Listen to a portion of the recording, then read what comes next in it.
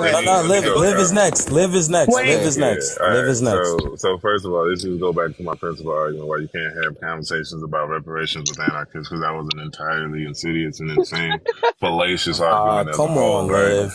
This Because is and Hey, a let good, can him I valid talk. finish? point. Let him Let talk. me talk. No interruptions, Damn. please.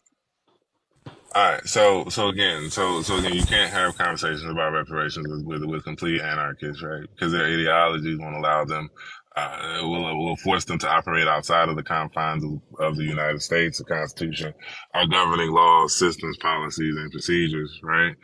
Which is just like fictitious and imaginary. And I don't want to operate in the imaginary. I want to operate in the material. So the idea that black people would support the oppression of black people in Africa in regards to our liberation is absolutely absurd. When we talk about reparations as a whole, there are five different aspects. One key piece is institutional, right? So it would be the dismantling of imperialism and colonization, of those cobalt mines, making sure that the people of those areas, be able to operate and prosper, on the resources that they actually have. That would be a fundamental part of reparations, right? So the entire argument of not reparations for black people unless we get reparations in Africa insinuates that black people want to oppress other black people, which is absolutely absurd. And it's a really white supremacist talking point, right? But more than that, the idea that black people would not be financially stable, black people have been overcoming systems of inequality, historically speaking, and still survived economically in America to have one of the highest GDPs in the world.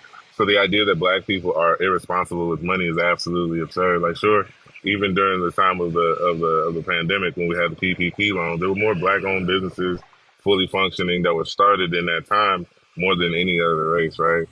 We also know, and lastly, and I'll land the plane with this, right, that that reparations as a whole, is meant to repair the damages caused by slavery, not only just slavery, but what happened after slavery, the pig laws, black codes, the mass incarceration, the 13th Amendment that still codifies slavery, segregation, Jim Crow, redlining, reverse redlining, discrimination today in our criminal justice system, the war on drugs. We can even see any and all disparities that we see in regards to race and racism within our society. So, Okay. if you stand against that, like, I don't know why you stand for the oppression of black people. Okay. So,